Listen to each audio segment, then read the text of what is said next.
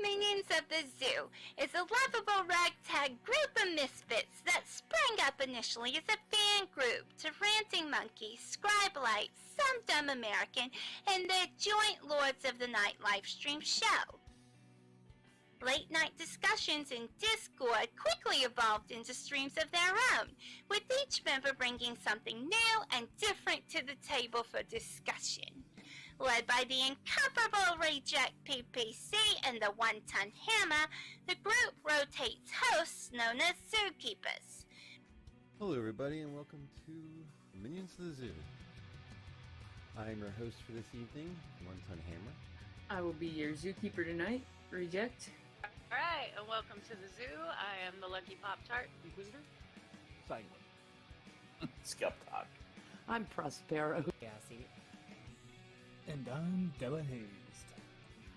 Regular streamers, they're known as minions, and special guests are known as traveling exhibits.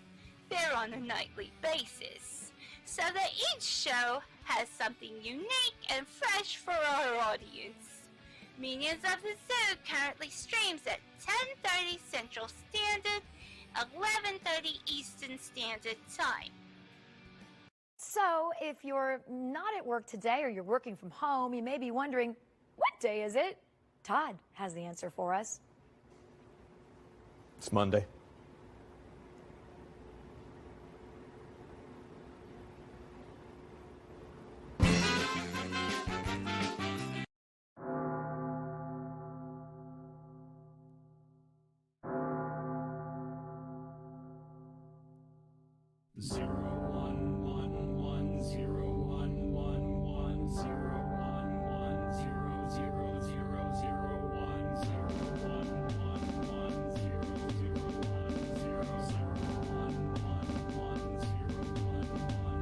Receptors witness glory from the burning of the flame.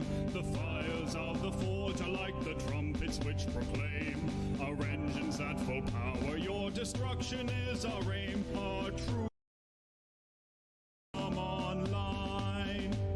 Engage the linkage omniscience. Engage the linkage omniscience. Engage the linkage omniscience. Our truth has come online. With heat and iron and industry will purge you from this world. You will sunder, melt, and shatter from the bolts of wrath we've hurled. And upon your ruined end, our blood-red banners stand unfurled. Our might has come online. Engage the linkage omniscience. Engage the linkage omniscience. Engage the linkage omniscience. Our might has come online. Traitor, Xeno, heretic, they are as one to us. We will scorch them from existence with our engines devious. Our hate for them encoded into every bolt and truss. Our wrath has come online. Engage the linkage omniscience. Engage the linkage omniscience. Engage the linkage omniscience. Our wrath has come online. Titans striding forward, ordinati by the score. They are drowning out blasphemers neath the great mechanic roar. Tradition is our bulwark, it endures forevermore. Our victory comes online. Engage the linkage omniscience. Engage the linkage omniscience. Engage the linkage omniscience. Our victory comes online. Engage the linkage omniscience. Engage the linkage omniscience.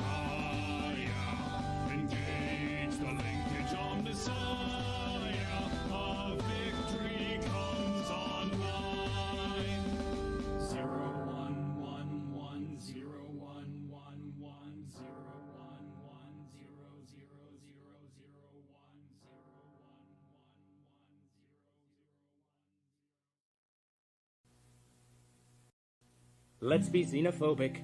It's really in this year. Let's find a nasty, slimy, ugly alien to fear. There's no more cutesy stories about E.T. phoning home. Let's learn to love our neighbors like the Christians learned in Rome. We know we ought to hate them. They're different, you see. We've seen their mean and ugly on movies and TV. The folks that ought to know have told us how it's got to be. The gospel truth is found in scenes from Alien and V. Let's wipe out any life form that seems to be a threat. We'll serve them up a genocide they never will forget. 'Cause if we miss a couple, they'll breed a couple more. And soon we'll all be hating twice as many as before. You see, aliens can never be as good as humankind. A more delightful race than us you'll never ever find. So step aside, you star slime, we're ready for your worst. We know you want to beat us, enslave us and defeat us, oppress us and browbeat us unless we get you first.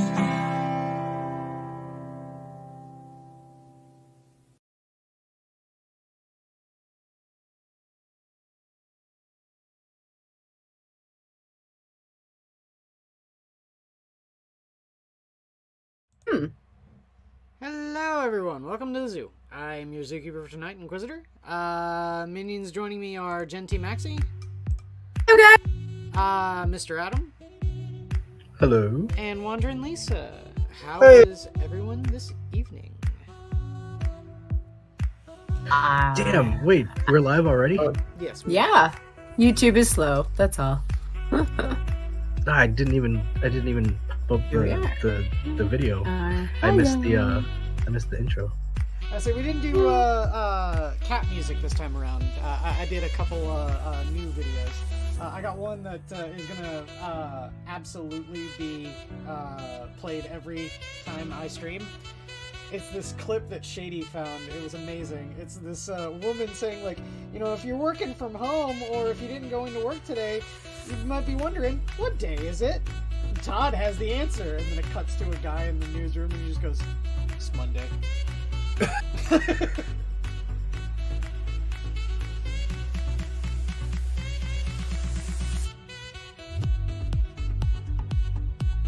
Sorry, not meaning to interrupt. I'm just responding to someone on Twitter because that's all long it takes. I went to share your stream, that's all. And someone's like making fun of me for pointing out that I know a guy who had a shot and who has blood clots right now, kind of in the hospital. So I'm kind of like, so this thing about bodily autonomy that my countrymen don't understand. They're like, what high school drama club are you in? So I'm just pointing out to her that I guess the only peaceful protest she supports are the ones that are robbing people or burning down buildings.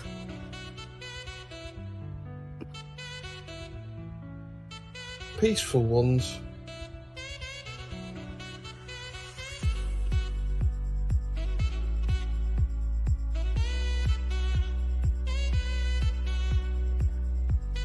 Oh boy.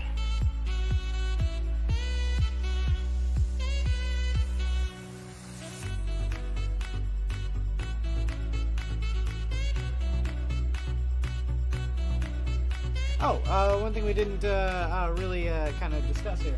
I'm painting my Skatari Rangers, trying to get them done, and Lisa is that an eBay rescue that you got there, or?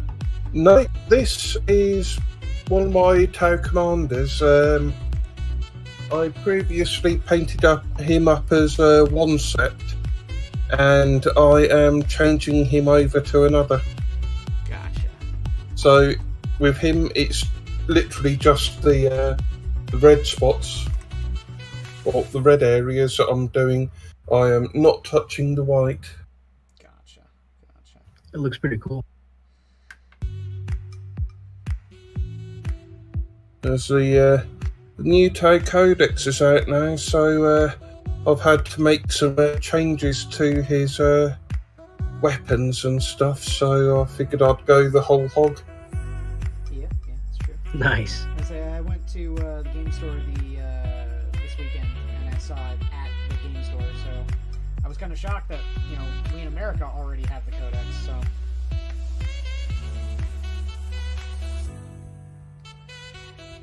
did a pre-order through a independent game store, and I selected 1 day courier service so that I would have it on Saturday when the release date is, and I'm still waiting. Oh no. Oops. Yeah, I hate it when stuff like that happens. So the trick with Twitter, everybody, turn off Twitter. That's the trick. The only trick you need to know. You're just learning this now. I've not been on Twitter for, God, I want to say 3 months now? Well, legit, the only reason I've been on Twitter for the longest time is really just long enough to tweet out other people's stuff, just so that people have a link. You know, it's just like the 5 seconds to go in long enough to just be like, yeah, I shared your stuff, it's out there, it's out there. So, like, yeah, I was on, like, you know, like, at least 3 or 4 times, because I do Scribe, I do Minions, you know, I do P-Dog, you know, whoever I see is streaming, I share it. In all honesty, it takes 2 seconds to land in Twitter to find yourself ragingly pissed. But you guys are worth it. Sometimes I think I get more confused. I'm trying to understand what this new Jeremy meme going around where he's saying you made it political, and I think it's about Star Wars or something like that. I don't know. It's because the meme doesn't know how to. The left doesn't know how to meme because they are a meme. I'm a meme. Okay, thanks. Is it? But I don't know, because I just remember seeing. I'm sorry, Jen. I have to call you out on this. I'm so sick and fucking tired of hearing the left can't meme. Jeremy Hambley is a massive fucking idiot. Fuck that faggot. He's a hypocrite and a liar. Fuck him. Hold on. He's not someone you want to put on a goddamn pedestal. Fuck that faggot. This is what I was trying. I guess I was trying to get at. Damn, dude. You're like, seriously, fucking... man, fuck that guy. No, yeah, he knocked your drink out of your hand at fucking MythCon. Fuck that guy. He did. But no, because I mean, I stopped watching his videos a long time ago because he kept when he was pumping out like video after video about Pokimane and the other streamer lady, bikini whatever the fuck, and it was just like constantly like, oh, check this video out because I'm gonna talk about this, and it's like, dude, it's 20 minutes of you just talking about one thing, like, and get over it, dude. Like, that's not your audience. What the fuck are you doing? You know. So then I saw Actual Justice Warrior was posting a video about, and it had Pokimane and Jeremy, and I'm like, oh shit. I didn't want to watch it because I'm so sick of seeing that shit, you know. I don't understand people's obsession with trying to pull viewers from different genres, you know, and then be like, well, see, this is why we need to put this, and you know, they have these altruistic fucking reason, whatever the fuck. It's fucking stupid. But so I'm sitting there, I'm thinking, like, oh wow, maybe she's finally taking legal action or something, you know, and getting them to stop harassing her. I don't fucking know. But then I saw the political thing, and I'm like, oh shit, well, what the hell's going on? I don't want to know, but I kind of want to know. Well, I want to know by secondhand. I don't want to have to click and give these people any views or anything like that. So that's not what's going on at all. Basically, what's going on with Pokimane and Jeremy is the fact that Pokimane got in trouble on her own because she was streaming full-on episodes of Avatar. She got called out, like she got suspended from Twitch. So Jeremy did a video on it, like he does everything. He does videos, he does videos on her because it's a Gundam does. He kind of follows what is popular with everybody, and then he doesn't really understand what he's talking about because he doesn't really specialize in anything. The problem with Pokimane is she goes after people like Jeremy for that. She's like, you're stealing my content. But then she flat out just streamed a whole episode of Avatar. Well, she also rightfully just, you know, accepted the suspension. It doesn't. It doesn't need to go any further than that. She fucked up, and then she paid for it. Perfectly fine. Yeah, and he's allowed to make a video on it. That's basically it. He's just covering internet drama like a lot of them do. She's just right now she's seeing everything like that as an attack on her, and then she's using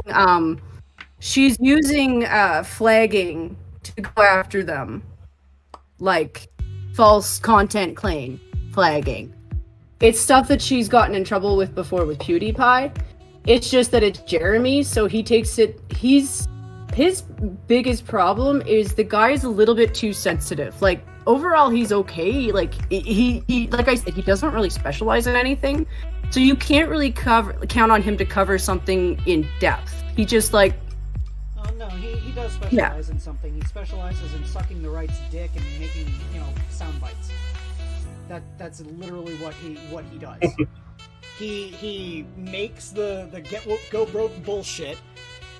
So and don't get me wrong, social justice has no place in left or right politics. It's cancer regardless of who you're talking about. But the right is just as guilty of social justice, and guess what? Jeremy is one of them.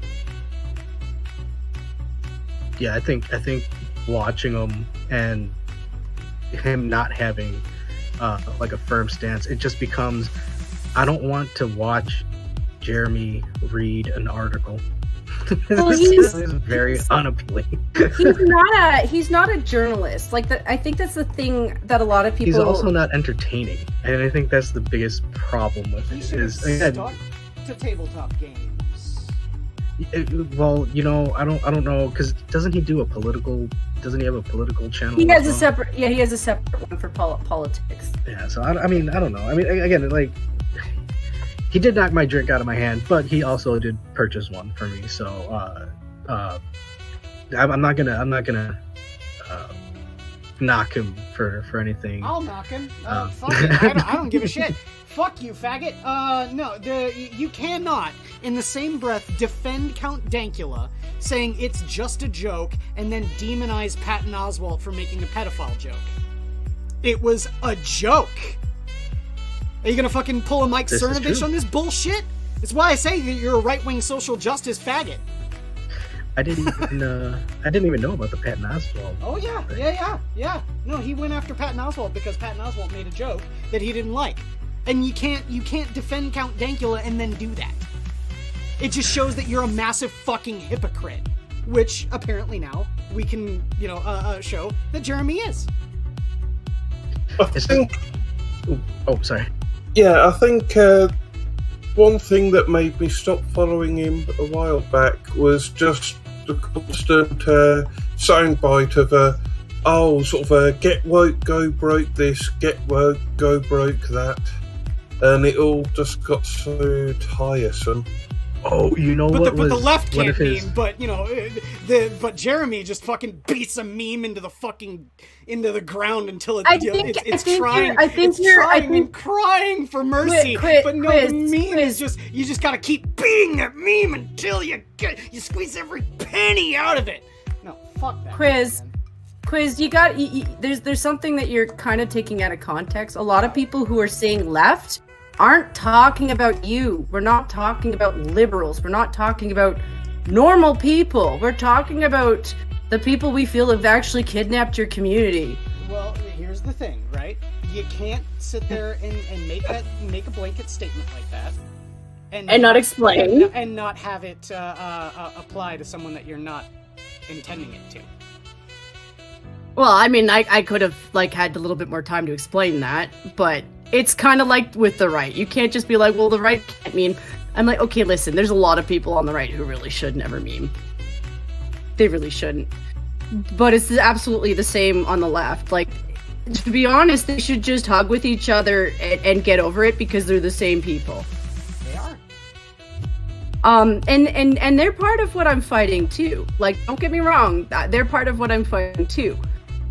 It's the people who have actually stopped the conversation between us so that we can actually clarify this kind of crap and actually get to the point of the conversation so we're actually on the same track. Those are the people that I'm actually fighting against. So in all honesty, I'm probably not really that conservative to begin with. I don't share every view. Like, I don't give a shit if you're gay and you want to get married. If you want to get divorced, you have fun with it just like the rest of us. I just don't want to see people fucking in the streets when they're on parade. That's kind of where I'm at when it comes to, like, the gay community. I'm all for supporting that. It's the gross stuff that I'm like, can you, like, tone that down a little bit? You know, I don't really like seeing straight porn on the street either. No, I'm a prude. No, I'm overall a prude. Street sex all over. There should be street sex in every oven, on every table, in every American household. I'm just overall a prude. I just don't want to see that stuff. I don't want to know what naughty shit you do with your loved ones at all, period. Okay? That's one reason why I really do not like Pride. It's just leave that shit in the behind closed doors where it belongs. Well, I can understand the impetus for Pride back when it started. The fact that it was getting eyes on a movement and showing why some people are being treated not the same as others. Yeah, sure. But those days are long behind us. I don't. It's turned degenerate. Well, I don't see it serving a purpose anymore. But yeah, Pride has just become so degenerate these days. But then what are they gonna do? They gotta be activists for something, right? To be honest, I was thinking about, like, other psychological tortures that we could do to the people up here that are causing us the most problems. And I'm sorry, I say lefties because up here that's kind of what I mean. Like, liberals up here are basically what I mean. In all honesty, Functional's a liberal too. Well, not really. He votes conservatives, but his views are liberal. You know, like I said, it's the people who've kidnapped the Liberal Party and have gone, like, full Stalin. it's when you know that they've been going. There are plenty of people on the liberal side of politics that don't like those people either. But I mean, they kidnapped your party. That's what I'm trying to say. Like, it's not you. It's not you. It's them. But what I'm saying is these are the same people who marched for years about, like, pussy hats and, you know, freedom of bodily autonomy. But they're gonna walk all over yours just to tell you need to get a poke. Oh, and you're a coward if you don't want to take it. Oh, that sounds really bad. That reminds You're gonna me take of... this poke, or you're a coward if you don't. Right? Right up the ass. I have actually found a new energy drink recently that's going to be great for trolling because it's called Pussy. Yeah. Pussy's been around for a while. What? Yeah. So just post a picture of it in my hand and just sort of caption it, grab 'em by the...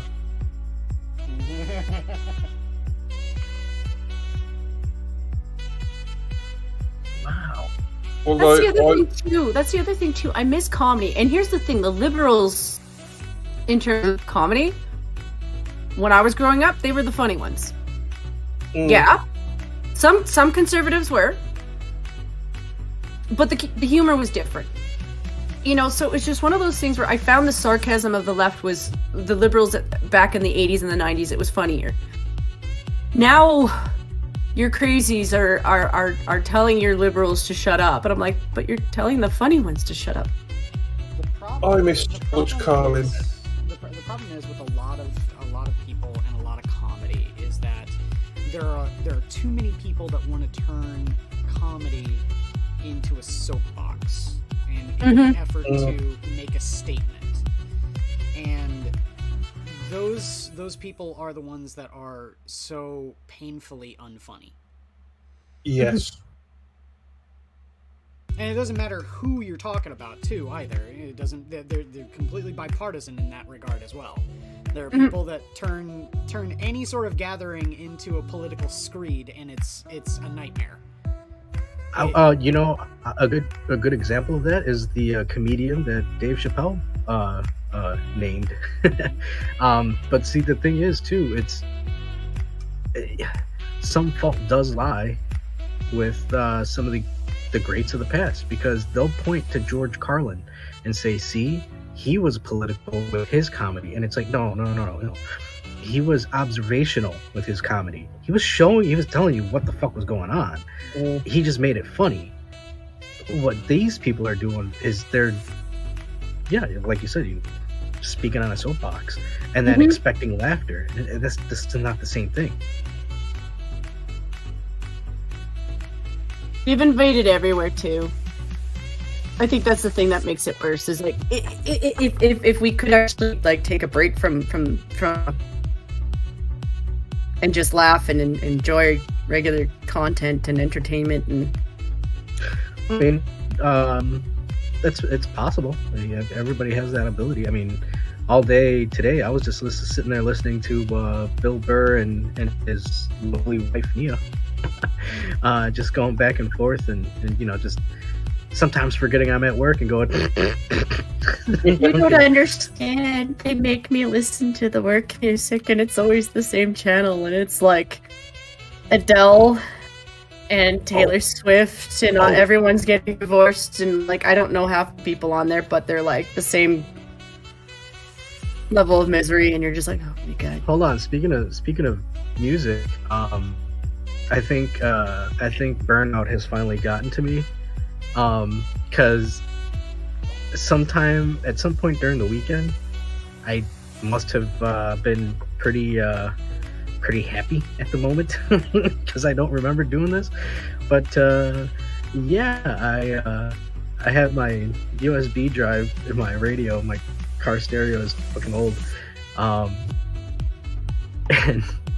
and I'm flipping through the audio and fucking what's her nut? Fucking I Don't Like Your Girlfriend from what's her name? Avril Lavigne fucking pops up. And I was sitting there like, damn, dude, I've been playing too much, because that's exactly what it would be like in fucking Burnout. You're just listening to some crazy ass fucking rock music, and all of a sudden, I'm sitting there driving on the highway, and I'm like, oh fuck. Yeah, I'm gonna push it too far there. It's pretty much been it. I mean, and they made the Christmas music last until the last week. I was hoping they would end that by like the 26th, something kind of normal. But no, they were like, oh, we're gonna hang on to it until after New Year's. If they're still listening to it around now, that's kind of that would be torturous. What, are they going by the Gregorian calendar? Like, I was getting so close to memorizing the Pedro Christmas song. Momosita. I can't do it anymore. I blocked out that moment in my life. Pretty just as well. It's for my own mental health that I did.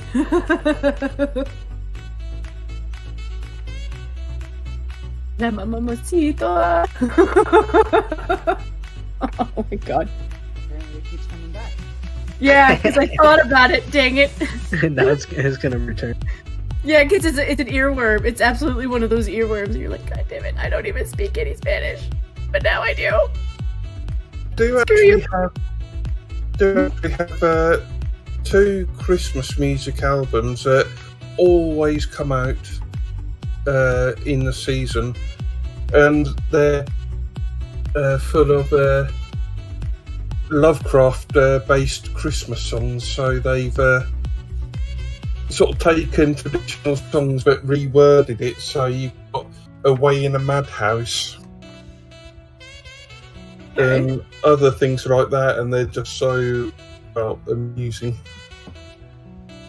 Sometimes that works out. Like, I mean, some lyrics in the past don't really make a lot of sense nowadays. Just because like, we don't necessarily use what they used. And over here, we don't necessarily eat the same things that you guys do. Just in general. Whoa, hold on, because I was just thinking about you were talking about Christmas music, and I was like, oh yeah, the one that that always gets me is shit, I can't remember who does it, but it's like last Christmas you opened my heart, something like that. My heart. Yeah. Oh, Well, excuse me.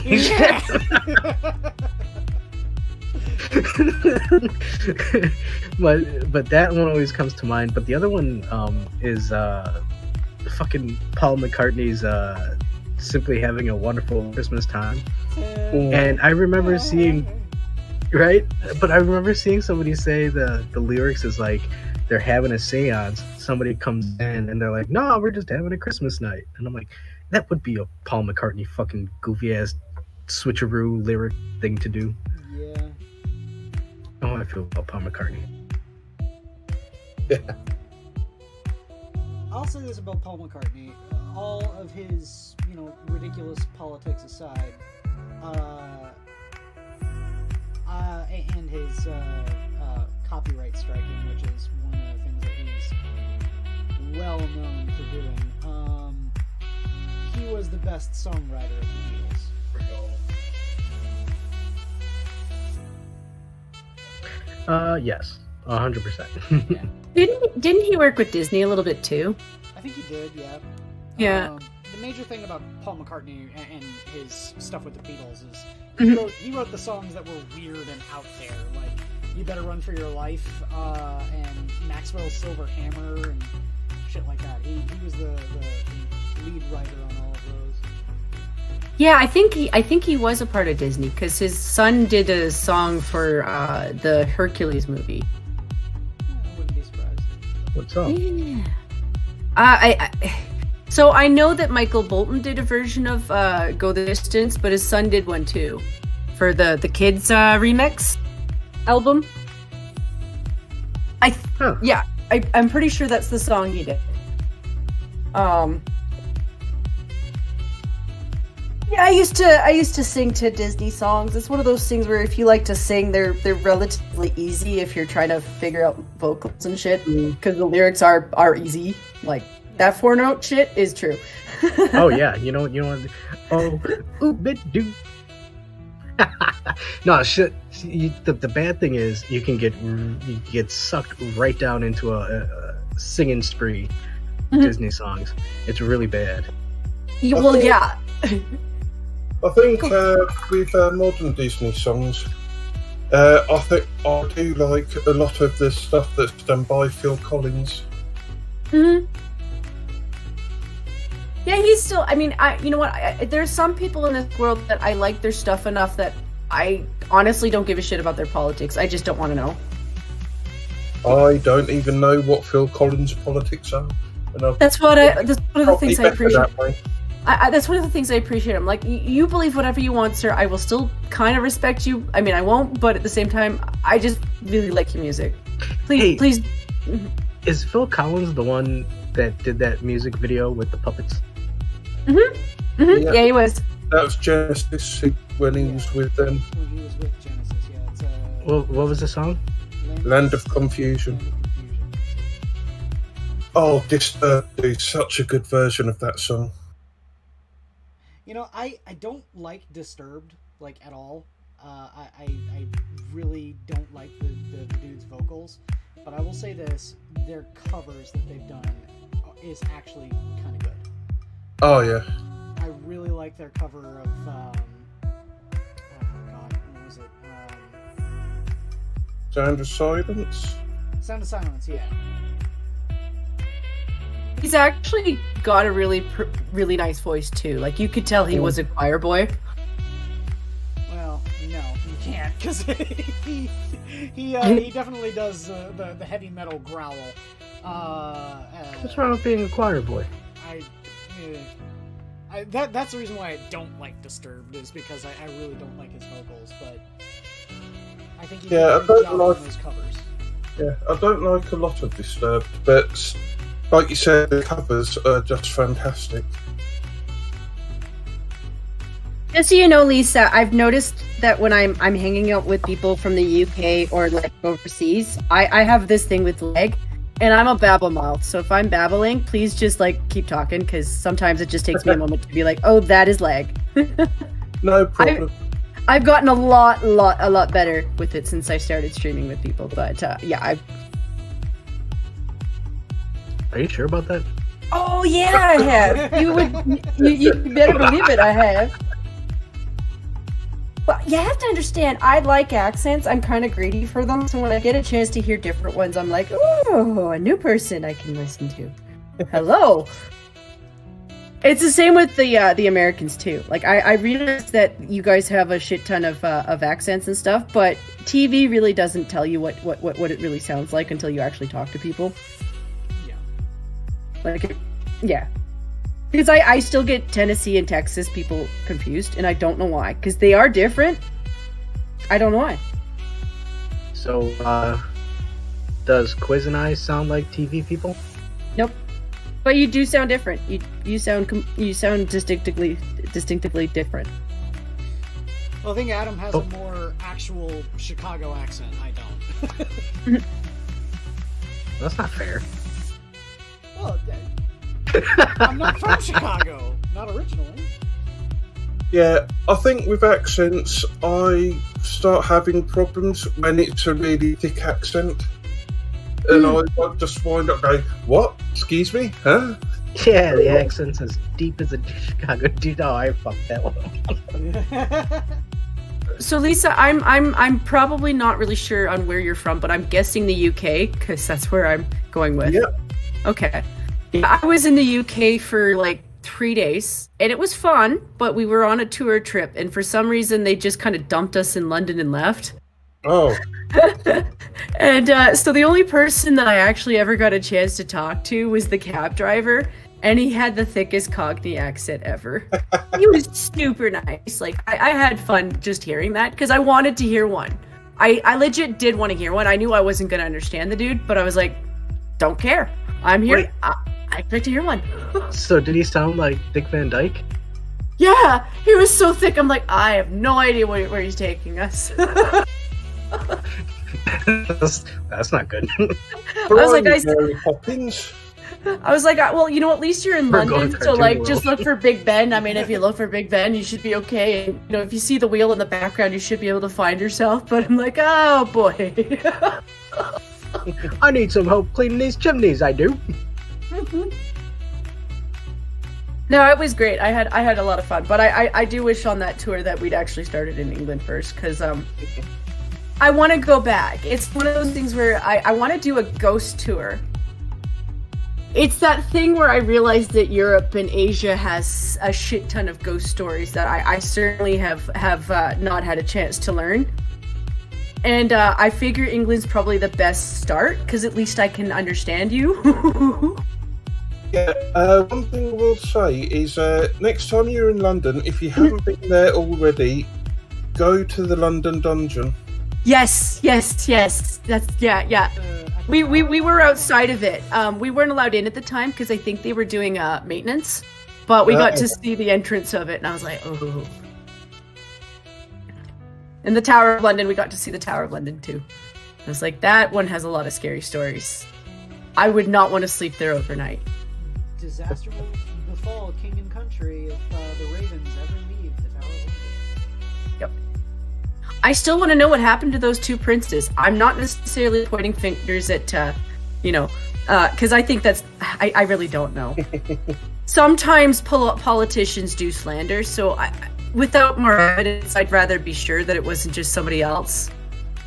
But I do want to know what happened. That's one of those ghost stories that I think about.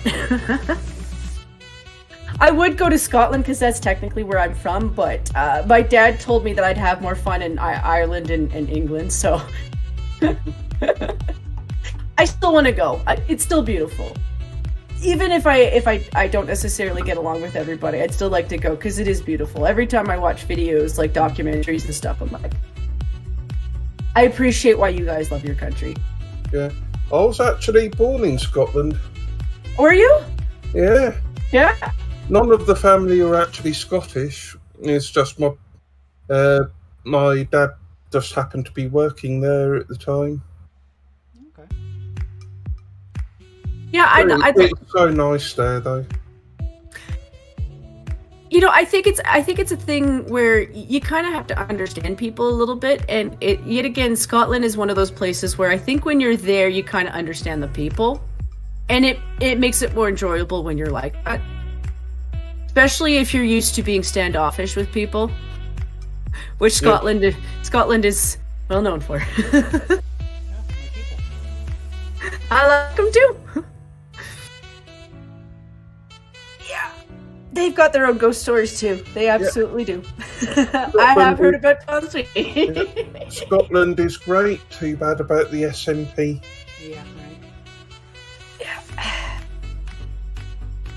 Yeah, I feel for them for their politics, but it's one of those things where I've come to the conclusion that the best thing to do is treat people as best you can and try not to.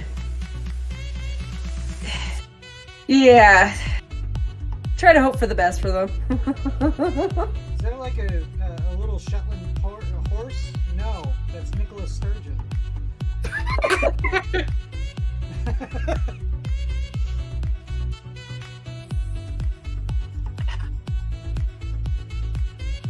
Yep. On the other hand, though, the other people that I've talked to from England have also told me, don't just go to London. Like, legit, don't just go to London. Like, do that for, like, the tourist stuff, but then go outside of the city, because it's kind of not like what it was. If I ever go to England, Lisa knows exactly where I want to go. And it's, Nottingham. Warhammer World. And I know he's probably not watching this, but if he ever does, I legit still want to meet Irate Alex. If I ever go to England, I want to meet him because he's still buddy. Oh yeah, Alex is great. Yeah. I don't know Megan so well. I mean, I'd like to meet the guy, but at the same time, I don't know him as well. I just love his accent so much, and he's funny as shit. I said that would be kind of cool is to play a game against Omegon. Yeah, that would be good. That would be fun.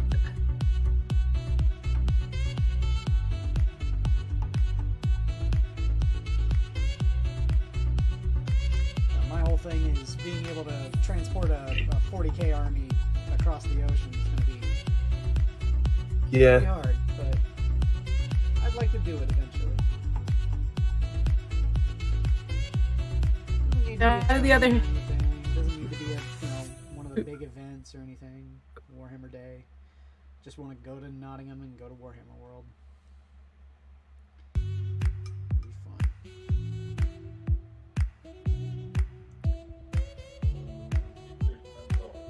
That would be fun, actually. I mean, I don't play that, but just the idea of going and doing something that'd be epic. Well, the game that I've been painting these miniatures for since my teenage years comes from England. So. Oh, I get that entirely. Like for me, like it's a different nerddom, but I totally get it. Like so, I get this trait through my dad, and I've talked to you about it before. But I love archery.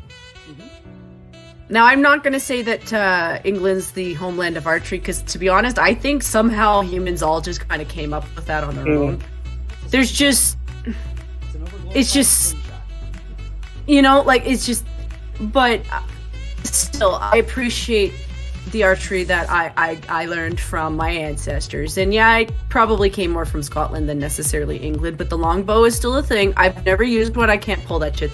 Those are heavy. But I'd still want to go. Yeah, I would like to get into archery at some point. Yeah. I still really love the sport. Like, I keep bringing it up with my dad. Like, I know he's too old to really do it. Like, he's in his mid-70s and his shoulders are fucked from it. So, like, he loves it, but he can't pull it. So, he'll help my cousin's husband with it, but he's like, I don't necessarily want to do this every weekend, Jen. But that's okay. You know what? Someday I will save up enough funds and go to England, because that's not impossible. It's just really expensive with Canadian dollars. Screw you, Trudeau! It's expensive with American dollars, too. I know, right? Well, hopefully things start breaking open and getting more accessible coming soon. Oh, hey, I'm so proud of my country. Like, just seeing us do this, in the way that we're doing it. Playing hockey in the street with the cops. Screw you, Antifa.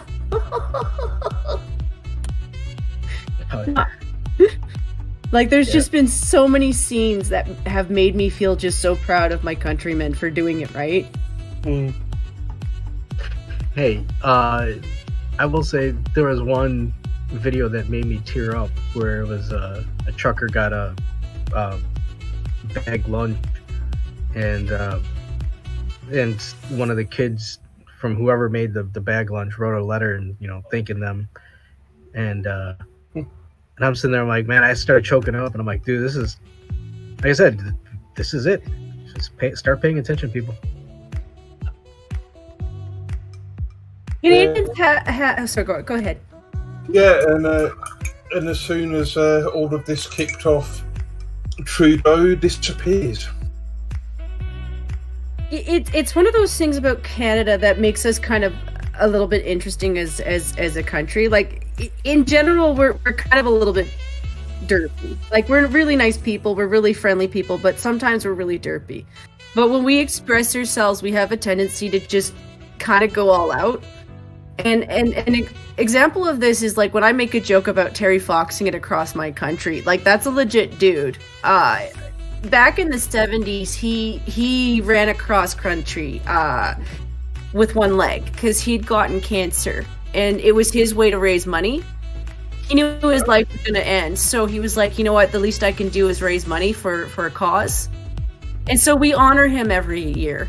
And to be honest, I really wish they would do it in the summer instead of in September, because I live in Canada, it always snows. But they make us run. And it's a couple of kilometers in solidarity with Terry Fox. That's the statue they're all kind of sitting in front of. They cleaned it up, and admittedly some people put a flag on him and a hat and put a sign on him, and they're like, you defaced the statue. I'm like, that was the statue that they defaced? That's the statue they defaced. They cleaned it, for the record. They actually cleaned it because it was covered in graffiti. If that was the UK, there would have been a traffic cone on its head. But here's the thing, we honor him as a hero because what he did to us is yeah, why wouldn't I honor that? That's really fucking brave. Like, you don't just run across North America. It doesn't matter what end you're on. Like, because, yeah, you're going from, like, I know it sounds crazy to say desert in Canada, but yeah, he was actually going through some passes where there's desert, because some areas of Alberta is sub-desert. And he was going through mountain lands, and he was going through fields, and then he was going through more mountain lands, and then around lakes. No, he made it to the last province. He died before he reached the Maritimes. Like, you honor a person like that. So this is the kind of stuff that we grow up on. Like, this is how we used to treat our vets. This is how we used to treat each other. So, like, we're derpy, we're a little bit goofy. Sometimes we're suffering from extreme cabin fever. But when we take things really sincerely, that's kind of how we present ourselves. Unfortunately, I live in winter right now, so I can't Terry Fox it. Sorry, Ontario. Yeah. You're in winter, you can't do much of anything. Nope. It's that cold over there. Yes. It's the unpredictability of it. Like, right now where I am, it's 3 Cs. If I were to go to Ontario right now, I think today they were -15. I think they went up to -10, maybe -8. She's way farther north than me, Lisa, and here in Chicago, it's 4 degrees, I think. Yeah. So I mean, it feels right a lot colder. So like an example was last night it got down to -22. Like, this is part of why I was So you guys maybe heard about how the mayor of Toronto called for emergency for the city because of the honking in the trucks. Oh, yeah. And so they seized all their propane and their fuel to try to freeze them out. And so when I'm upset at like minus 22, I believe that's like what? Like, that's minus 2 for you guys. In Fahrenheit. Mm-hmm. Wait, okay. Minus Let me check. 22 Mhm. Celsius? Mm-hmm. I think that's about minus 2. 1 or 2. Negative 7.6. Yeah, so even colder. Scott. Yeah, so you know, we do know how to insulate. Like, we prepare for stuff like that.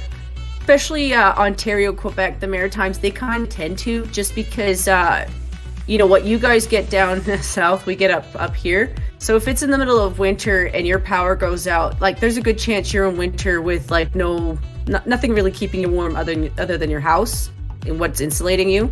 And there are people who are crazy enough to go camping in winter, like, you know, they just are.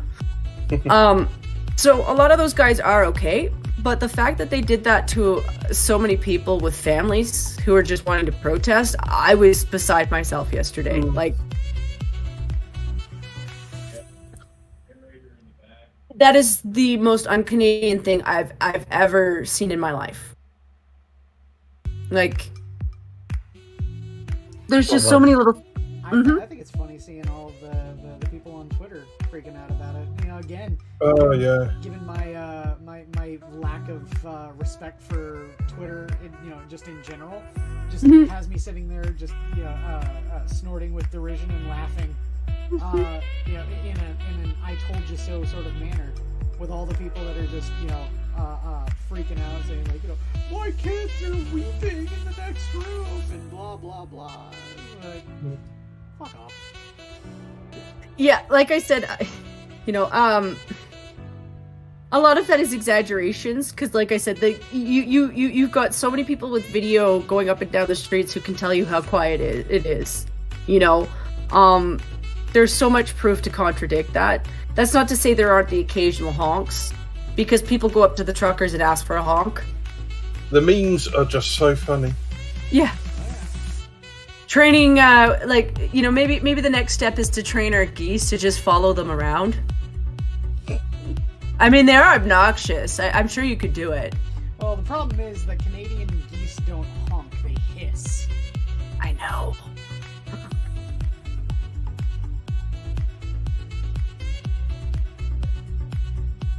Geese are evil. They are. Yeah, well, they stink and I don't like them. Especially Canadian ones. There was one time it was really funny. A buddy of mine back in art school was telling me this story about how he was driving his car, and a Canadian goose just comes out. Now, mind you, it's illegal to kill Canadian geese here in the U.S. I don't know why. It's the whole endangered animals thing, but they're totally not endangered. Not anymore. Yeah, that's a weirdo in the UK. So he, this goose comes out and challenges his car, and he's all like, "Hey man, you better start moving because I'm not gonna stop." And he just, you know, cut to slowly moving, and to the point where this goose just holds its ground until it gets crushed by his car. And he didn't stop. Then, you know, goose is dead. Hey man, fuck around, find out, dude. Exactly, right? You know, depending on the goose, he should have picked it up and ate it. Well, I mean, not picked it up and ate it, but you know, processed it and then cleaned it and then ate it. Though, as the meme says, fuck a boot and find out. Yeah, fuck a boot. I mean, listen, rule of thumb with hunting Canadian geese: don't aim for the bird at the front, because he's going to taste like bootstrap. You want to go for the ones in the back because they're new and they haven't experienced life yet. Or they're lazy. So That too. There's lots of fat on them, and as we all know, fat is what makes meat taste good. Yeah, I found that out the hard way. I've only ever really had one goose, and the only thing that made it good was, like, nothing. There was nothing I could do. It was leather. Beef jerky would have been better. Beef jerky's great. I know, right? I have had good goose though, so it's not necessarily goose. It really is the bird and who cooks it. My mom has never cooked a goose before. I really like duck. I've never tried. I want to. It's nice. Don't listen, Reject, but duck is pretty tasty.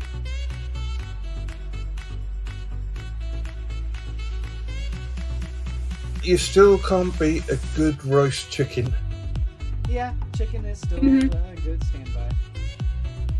You know, it's how some of the chicken is probably the best just because of how easy it is to get and how easy it is to cook. Yeah.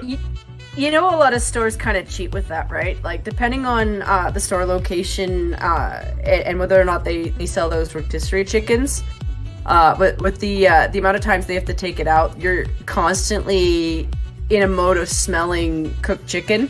It's not too different from the bakery. So, like, you walk by and you get that whiff of, like, bakery, and then you walk by and you get that whiff of fresh roasted chicken. And all of a sudden, you're walking around the store feeling ragingly hungry. Yeah. I mean, joke's on them a lot of times. I'm going in there to buy one of those rotisserie chickens, so... Right? That's the point! Hungry. But those chickens are awesome, though. Like, I like them for other things, too. Hold on. Are you all telling me that you would be able to sit down and eat a whole rotisserie chicken? In one sitting? I have, No. and I will do it again.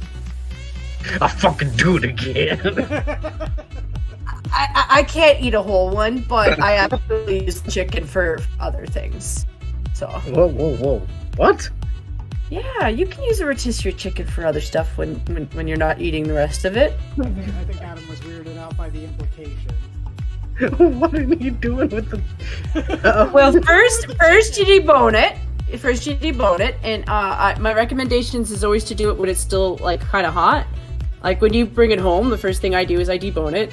And then, once you take some makeup off, it's not worth it. I don't think you're helping the double entendres. Oh, that's okay. Listen, I used to shove a pole up a chicken's ass. And I used to get 4 of them on the same pole. And I would do, like, 200 of those. So believe me when I tell you, I have the chicken jokes. Wow, they really do it different up north, huh? Oh, they sure do. Or there was the time where they sent us like 20 boxes. So there were always like 10 birds in a box, and all of these birds were not tied properly, so I had to retie them. So I'm not necessarily working in the meat department, so meat handling is not something I've actually really done. So this was the first time I was taught how to tie a bird. And so they kept calling it the Pope's nose, which, if you don't know, they're talking about the tail of the bird. And then you have to shove the pole right underneath where the Pope nose is. Why did you say that like Jerry Seinfeld? Because that's how it was explained to me. And you shove the pole up the chicken's butthole. And I was like, what the fuck? That's how they explained it to me. That's not how they did it. You didn't. Listen, every chef Kramer comes in from the door. Oh, Jerry, they're shoving poles up chickens' assholes. Listen, I worked in a kitchen where legit some of the chefs would stop to help show me how to do something. Like, they'd show me a technique. And while they were showing me a technique, they would be quoting Robot Chicken in front of me in the process of doing it so that it would explain it to me better. Why? Because it was awesome. I laughed. Awesome. Why is that awesome? I don't know if it was because they just liked hearing me laugh so hard, or if it's just because it worked. Like, for some people, teaching if you try to explain something to somebody, sometimes using that manner to do it. The best way to get laughter is shoving poles up chicken assholes. I don't know. Well, you know. Adam, but, you know. It's working for me. Yeah, it is. Now that was probably the other thing too. I was never allowed to have a cell phone on the floor. I mean, in all honesty, the reason is for hygienics, and I understand. I totally get that, and I respect that. But there are just times where you take things out of the oven, or you're cooking with things, and yeah, you get food that just looks funny. Like, it just presents itself, and you're like, that looks funny. So I had yet again taken out some chickens, and when you take the birds out, you just kind of launch them off the pole. Yeah, you just kind of tap the pole under the table, and they just kind of launch off. So how they land is how they land, and some people are rougher than others. And I worked with this guy who was an old guy, and I think he's probably one of the tallest dudes I've worked with before. I think he was like 6'3" or something. But when he would do it, like, they would just kind of like poop, which is not a good idea because you rip the skin on chickens. They don't really like that. People don't want to buy them. I don't know why. They think that chickens are tampered. Yeah, but so somehow when he did this, every single bird came out in like different stages of undress, and somehow in the order that he had done it in, like, he wasn't paying attention, he was just doing it. They just all kind of looked like different stages of undress. I'm like, this is a meme right there. Like, there's Madonna over here. There's little nun girl over there. There's little anime girl over here. Undress meaning lack of skin. Yes, yeah. In various stages, because the birds weren't just like, you know, because you kind of fix the birds so they look better when you put the package on them, so they're fitted better. Sometimes you kind of have to retie them a little bit, and it sucks because they're hot, but you kind of have to do that. Well, they're all in different poses, so like they're really doing this meme, and I'm like, my cell phone's upstairs. I can't get it. What kind of poses are we talking about here? Okay, like I said, like when he launched those birds, like the legs were kind of like split a little bit open. Like some of the legs, yeah, some of the birds kind of had like an angle with the wings, so they're just kind of like giggity.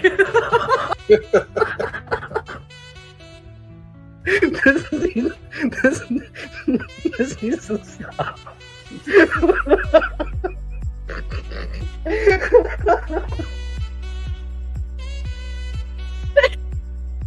Yeah, it's working in kitchens is like, I highly recommend everyone do it at least once in their lifetime, because you'll work with some of the earthiest people. I worked with, I used to know a guy that worked in a butcher shop. Mm-hmm. And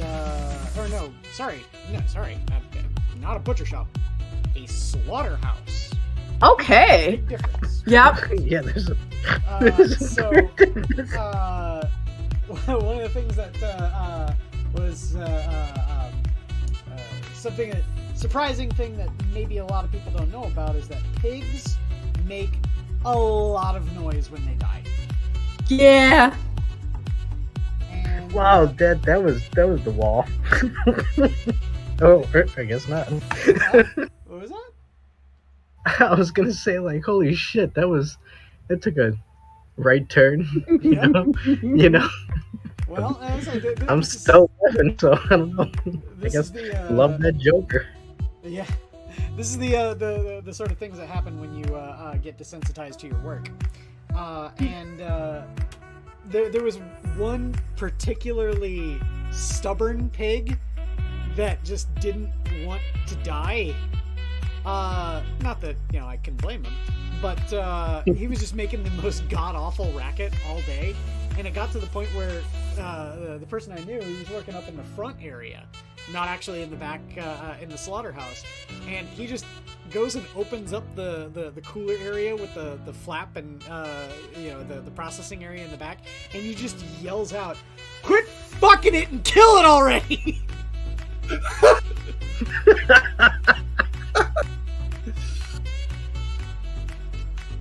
I'm gonna follow up with that one for you, Quiz, because my How are you gonna follow because my first job with a grocery store was a Safeway. Oh, no. And one of my coworkers there was a Sikh. It's worse than the chickens. And he told me about how his brother-in-law worked for a slaughterhouse. And if you know anything about Sikhs, there's just some things they're not really supposed to do. Well, part of his brother's job was to help clean out the internal organs for the animal. And so his brother-in-law explained to him how he was supposed to do it. And he's like, oh my god, you're going to hell! Because they have to use a hose to clean out the internal organs. And he's like, wait, what? It's on my hose. And he just, like, the imagery in his head, he's like, you're going to hell! That's it? Oh, yeah. Well, you gotta understand religious context. The Sikhs aren't No, I really supposed to understand have religious they're not. context, but Yeah. where's the joke? That is the joke. Oh. You're going to hell! Hold on, there was no rods going up buttholes or nothing? There was a hose. So what they do, I'm not actually sure. Posthumous enema? Okay, so my memory of what he said is from a really long time ago, so I'm not sure on how they necessarily go about it. I think what he said was that they stick the hose up the butthole and then put it on high to clean out the internal organs. And so his brother-in-law is explaining how he's shoving a hose up this thing's ass, and every few minutes he's like, you're going to hell! This guy, he was straight, but like if you could take a Sikh and make him come across as metrosexual as he can be, he just he just had this amazing way of saying stuff like that. So yeah, like I'm thinking about the slaughterhouse, and I'm like, yeah, you can imagine a Sikh in there and his brother-in-law being like, he's going to hell! Sounds like a sitcom in the waiting.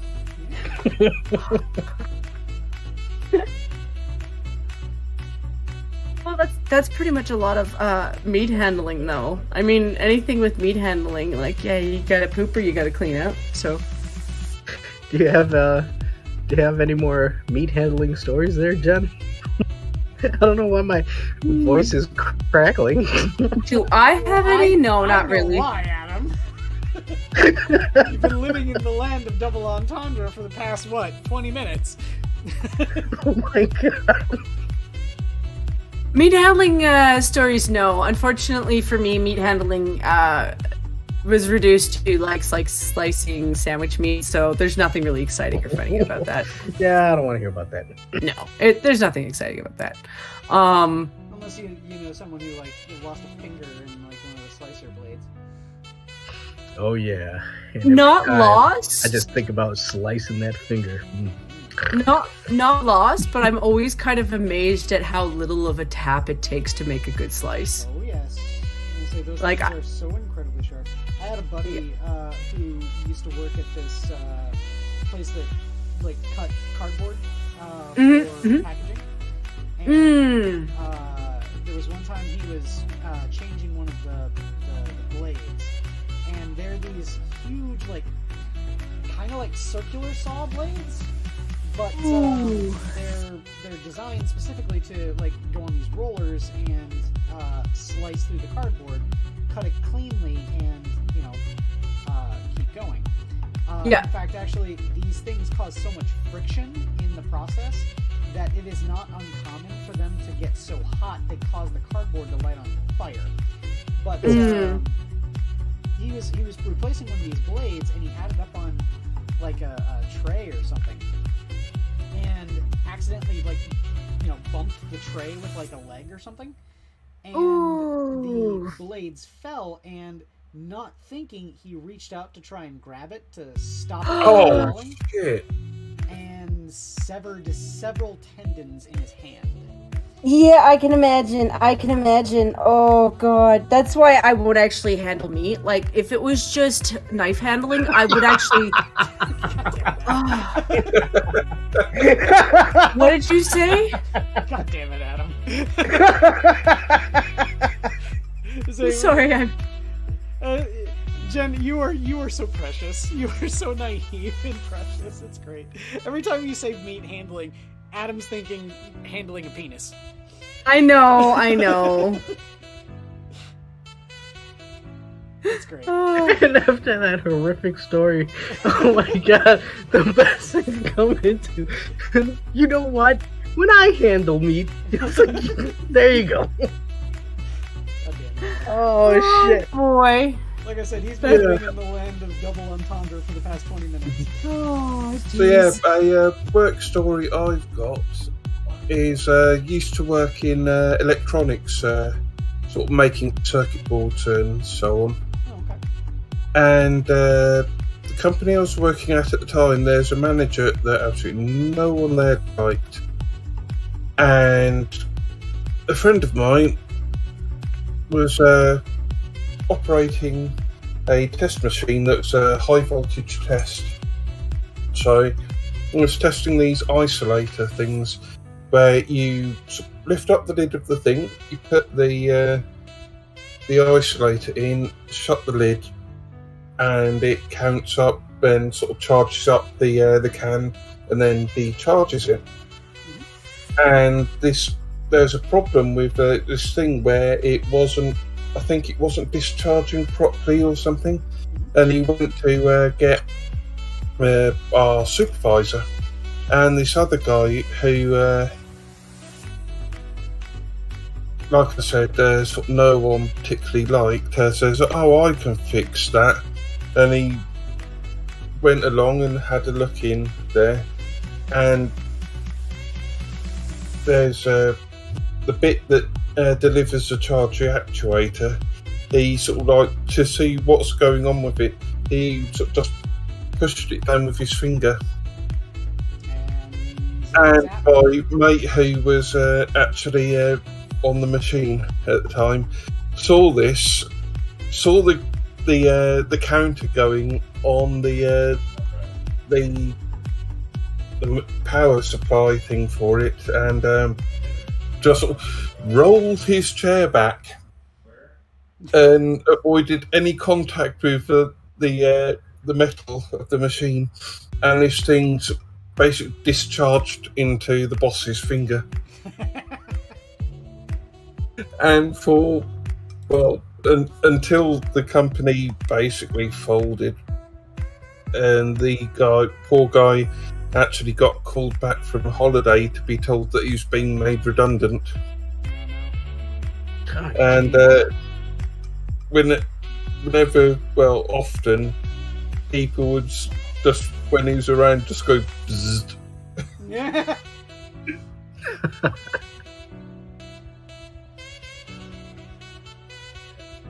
That's the sort of workplace ribbing that you kind of expect, though. Yeah, I think that's the most funny workplace story I've got. I've not had a very adventurous life.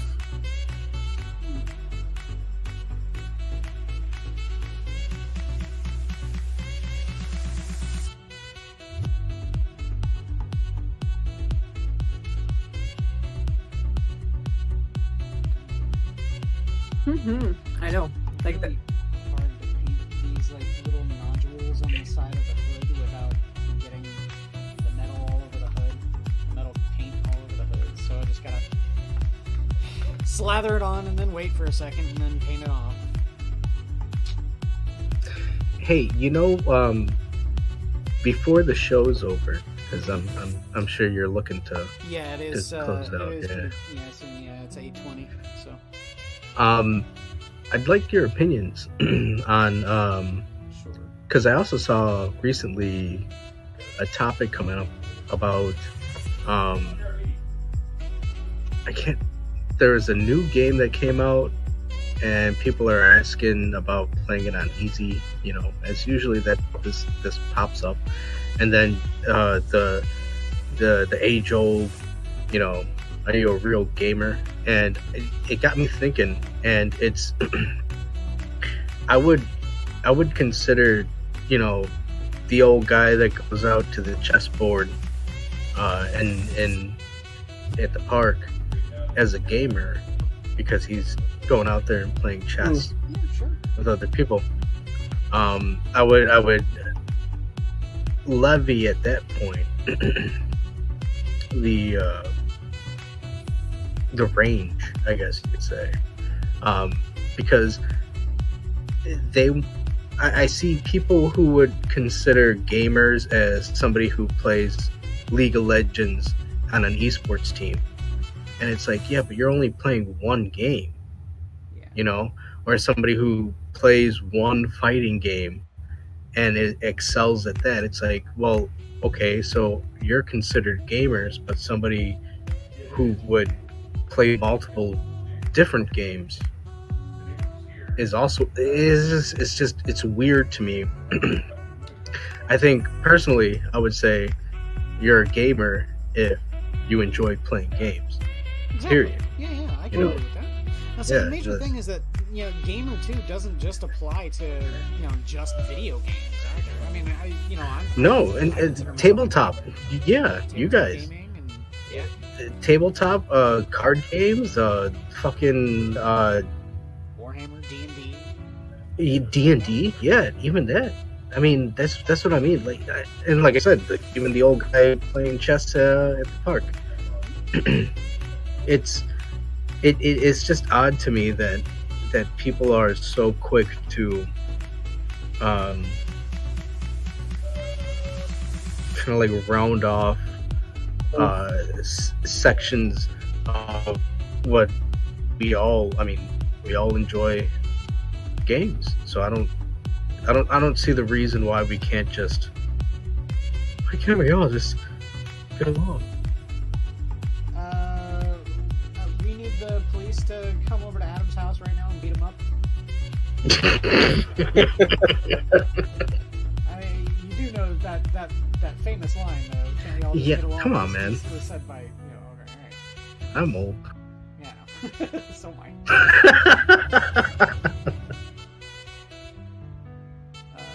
And I'm pretty sure everybody else is they're like, what the fuck is he talking about? You know what? Gamers? When did we get on this conversation? Well, it was just I was seeing it pop up on my Twitter. Also, if you have the temerity to think that you can dictate to someone else whether they are or are not a gamer, you're a piece of shit. Doesn't matter if you think that you're a gamer or if you think that you're better than gamers. Like, there was that one guy on Twitter that was trying to berate someone for having a hobby. And then there was also, of course, I have to bring him up, Gavin McGinnis. No. Ready? We are picking fights all over the place tonight. Fuck Gavin McGinnis. Fuck that faggot. If they said list, I'm sure he probably enjoyed wrestling in the mat with Copper Cab. Anyway, Oh, he did. Oh shit, he did. Yes, he did. Oh shit, he did. Anyway, if you have the temerity to think that you can dictate to someone else what they can and cannot enjoy, and they're an adult who are harming no one, you're the piece of shit.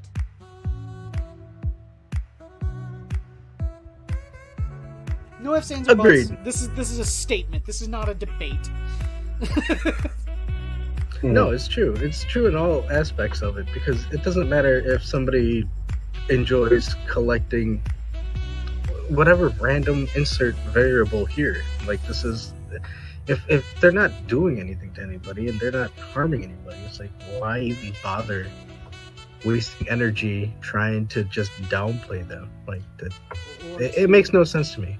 Or to, you know, berate them, or to say that they are less than because of it. It's not your life. Fuck off. They're allowed to do whatever the fuck they want. That's the whole point of being in a free society. fuck off. Anyway. Actually, I would say I would push more for people to do that, because even like, or not, the disparagement of, groupings, but promoting what your hobby is. I mean, there's even now at work, there's people who are doing the whole NFL, whatever the draft pick or picks or whatever the fuck it is. I don't understand it, but yeah, they're doing it. But it's like, hey, go for it. If you like that, go enjoy it. More happiness I think is more important than trying to block people off and say, hey, derision at someone for enjoying something. Oh, how dare they? Yeah, right. Oh, but yeah. No, that was just my 2 cents on it. Just, every time this comes up, I just immediately, it comes back to my mind. The one time I got a no-no suspension from Twitter for, I think it was like a couple of hours or whatever it was.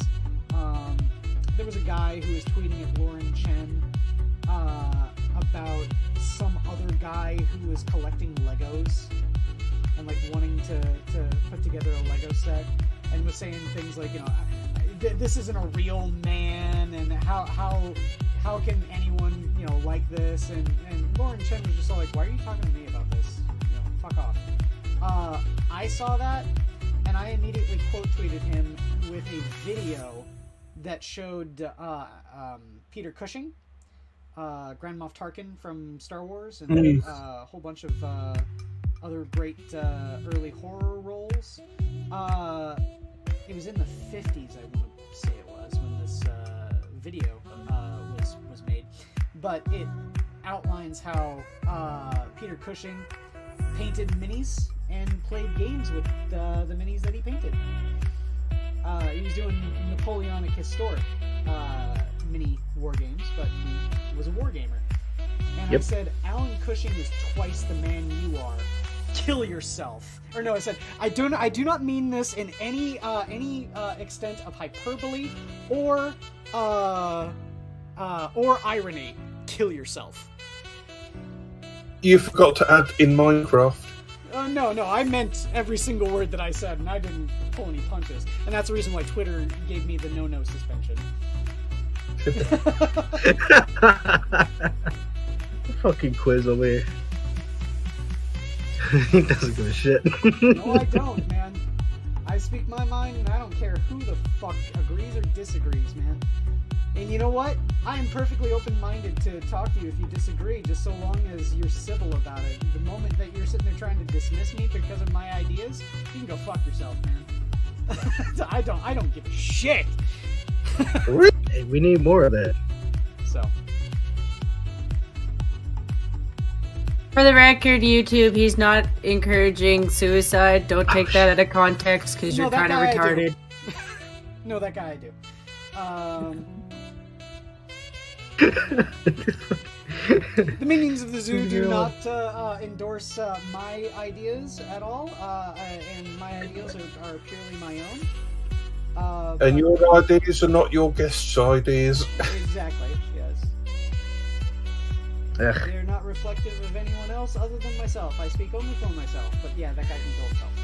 It's sad that you have to cast this word magic dispel. Yeah, right. I only that everybody is. This is my words and my words alone, and yada yada yada. Disclaimer. Yeah, the last time I didn't think I'd done anything wrong, and then it took us 2-3 weeks to find out what we'd actually done wrong. See, we're not talking about that topic here, so. No. And in all fairness, I don't want to. Me personally, I wouldn't want to hamper, reject and hammer their show. So I don't. Well, again. My words are in no way indicative or reflective of the opinions of minions of the zoo or the guests. They're purely my own. I am allowed to speak for myself. If YouTube doesn't like it, you can fuck yourself too, Susan. If YouTube doesn't like, I blame Terry.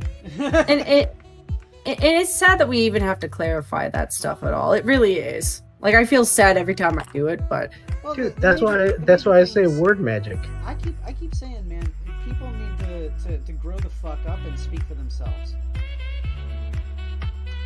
Because we can't keep hiding behind these platitudes, man. We're never gonna move forward if we do.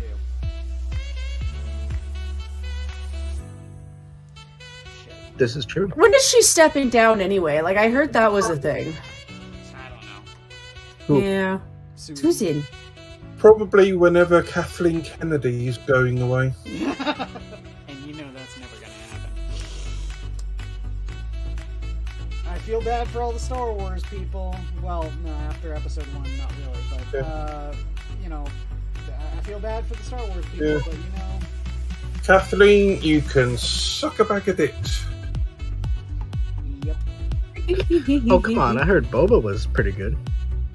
Or not. I've heard mixed. Like, I've heard people say that they actually kind of liked it, and I've heard people say that it was kind of boring. Why does he have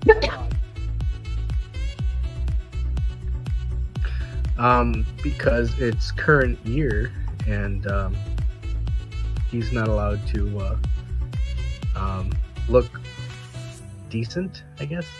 I was gonna say, you know, why? You would figure that in a profession like bounty hunting, he would be getting plenty of exercise. I just want to know why he's got a big old beer gut. Well, he was eating a lot of food in the Snarlack. And then when he got out, he was like, you know what? Glad to see we went to the same place there, Adam. I mean, that's his story, right? Like, yeah. That's where it goes, and he climbs out, and then it's his adventures after. I think it's like he takes over Jabba's crime syndicate or something. Yeah, I don't know. I really don't. I haven't paid any attention to the stairwares after the massive disappointment of episode 1. Wait, episode 1, well... Phantom Menace. Prequels. Oh my god. You're like, fuck everything. To be honest, he's not wrong. I mean, I should have probably left it there too. No! I actually quite like the prequels. It's not that they were necessarily bad, it's just that they were, like, they were so stretched out with the politics. Like, and I understand that had to do with the movie, like, it had to do with the storyline, but it was so stretched out because of it, it made it kind of boring. I'll go stronger arm than that there, Jen. No, the prequels were bad. The only good thing about the prequels were the okay, it's called Backstroke of the West. It's the third film, Revenge of the Sith, translated from English into Cantonese, into Korean, into Vietnamese, into another dialect of Chinese, and then back into English. And it's a meme goldmine. It has been ever since it came out, you know, on YouTube all those many years ago. I'm sure you even know memes for it that you don't even, like, know that you know. Do you guys know the meme, "Do not want"? It's usually used as an image macro, as a reaction to something that you... Oh, yeah. Oh, yeah. Do not want? Yeah, that's from Backstroke of the West. That's the that's the replacement of the bit when Darth Vader stands up after becoming Darth Vader and he goes, "No!" It was translated as, "Do not want." I love it.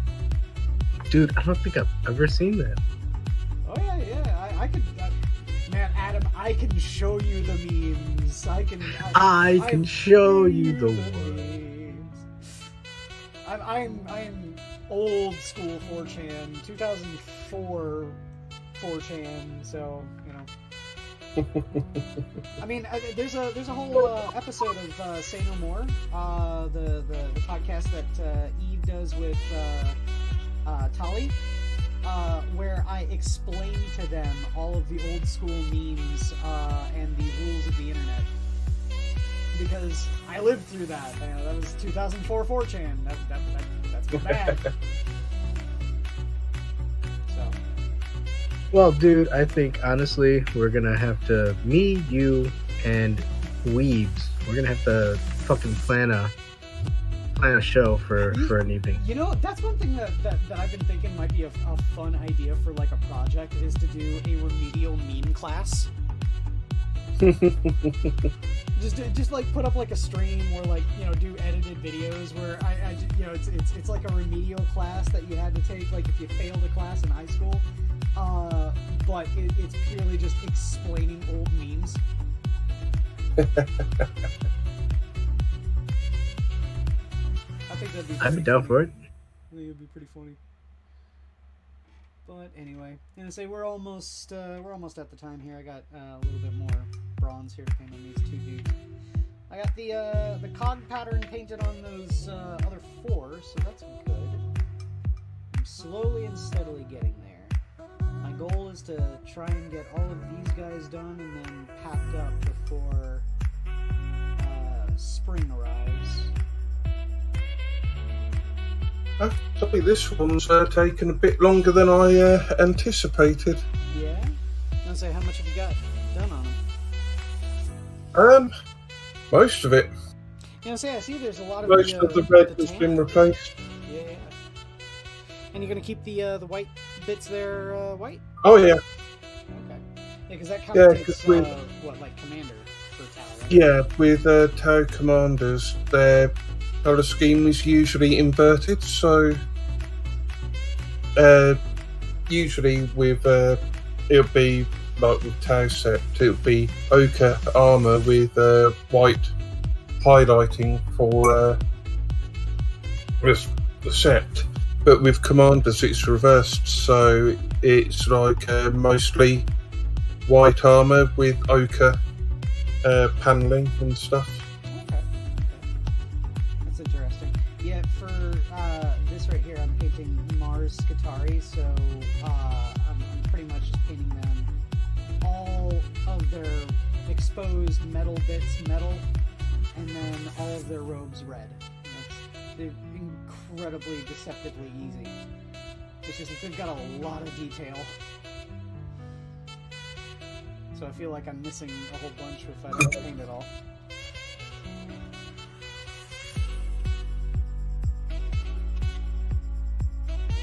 It sounds like my neighbors are setting up fireworks.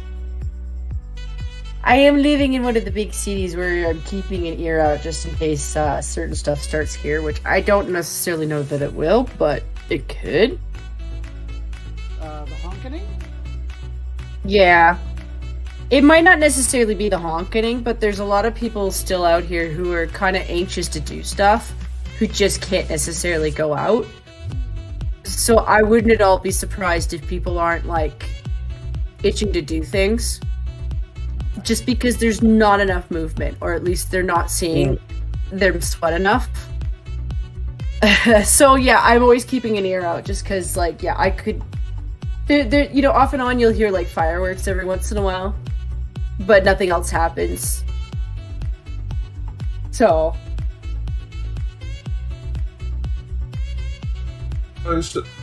your neighbours and so on, is there much support for all of this, or anyone actually overly start coming down on it? So, they're trying to cut off a lot of the media. So, like, some media are covering it. Some of them are being somewhat fair. But the thing out here that you have to really understand is the only people who aren't getting money from the government are legit the independents. And even then, some of them are. So a lot of it is kind of like fabricated or exaggerated, or they're legit making stuff up. Some of it is like, you can tell that they're actors doing stuff, like the Confederate flag was an actor. They had this huge production on this hotel where they were like, look, they have a Nazi flag. And I'm like, you realize that's the hotel that Trudeau stays at, right? Like, that's the hotel he stays at to go to work. It's extremely expensive. Like, $450 to $500 a night. Like, I get these guys want to protest, but, like, wasting money there sounds dumb. That wasn't them. Also, they all looked like Antifa. Like, they all look like Antifa. It's like with some of the protests in America, you can just tell that some of the quote-unquote protesters glow in the dark. Well, a lot of that stuff's coming out with January 6th. 6th? Hi, Costin! Shit. But yeah, no, yeah. It's, I mean, I think a lot of this stuff is coming out, and we're seeing where the bullshit actors are coming out. Especially with, I think there was one in Chicago where they all had like prefabricated fucking shields. They all had masks, and it was really weird. But it's like, come on, dude, we can see what you're doing.